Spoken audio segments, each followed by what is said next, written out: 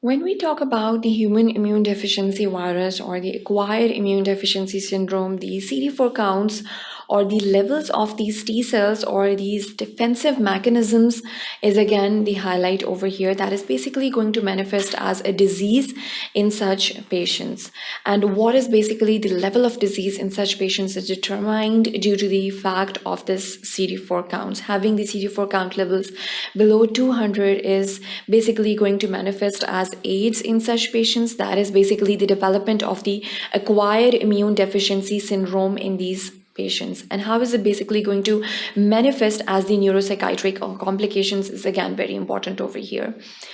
So when we talk about these neuropsychiatric complications, there are a range of these neuropsychiatric or the psychological factors that we should consider, ranging from once the person has basically known that he's suffering from this terminal kind of an illness where the treatment modalities are quite limited. The person is going to suffer from the state of depression while we see these patients. Then there are the other aspects, such as we can see these patients to be developing the anxiety disorders, the panic disorders.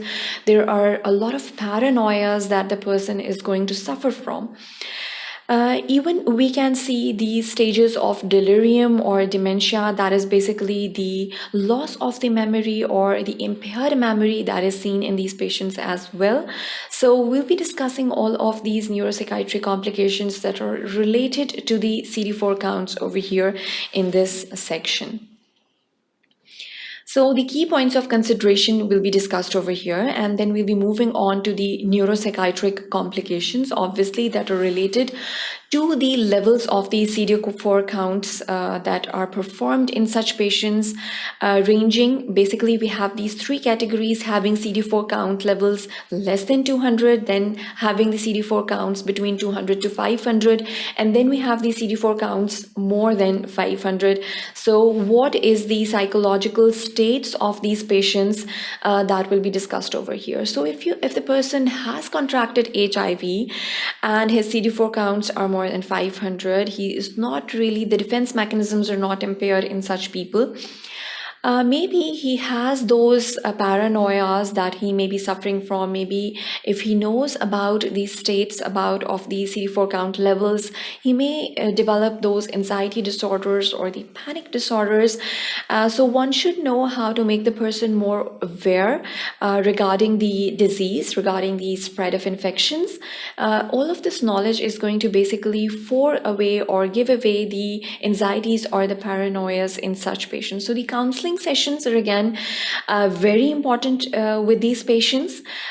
With any patients of terminal illness, the counseling sessions have the highlights, and usually sometimes these counseling sessions are coupled up with the SSRIs, that is the serotonin reuptake inhibitors, or the antidepressants are given, or the modulators are given to such patients just to allay the panics or the anxiety disorders in such patients.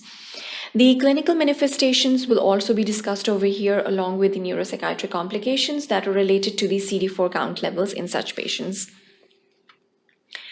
So the key points of considerations over here are early in the illness. Psychological symptoms are basically psychological until proven otherwise. So we should not consider all of the psychological symptoms relating to the illness. Usually these should be considered separately. They should be considered psychologically unless proven otherwise, or unless they are proven to be a part of the viral illness. Late in illness, the psychological symptoms are due to the HIV until proven otherwise.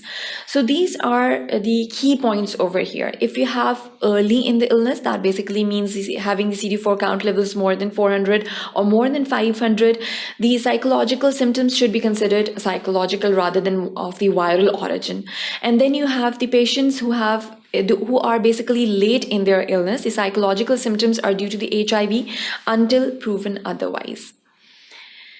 Then we have the neuropsychiatric complications. First and foremostly, we'll be noticing the personality changes in such patients, frequently with the increased lability that is observed in these patients. The memory, praxis, cortical abilities are spared, even in the late stages of the disease, and a subcortical dementia, more like Parkinson's, rather than of the Alzheimer's origin in these patients. The infrequent psychosis or mania is also observed in such patients.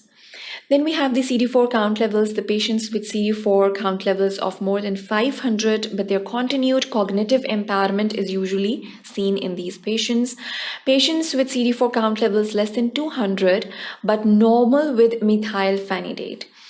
So dependent on the methylphenidate 15 years ago, now low risk for the relapse. So the dementia or the delirium is quite related to the it's basically dependent on the levels of the methylphenidate that is observed in these patients. The clinical manifestations of HIV related dementia are the short-term memory deficit, forgetfulness rather than amnesia, decreased concentration and attention that is observed in these patients.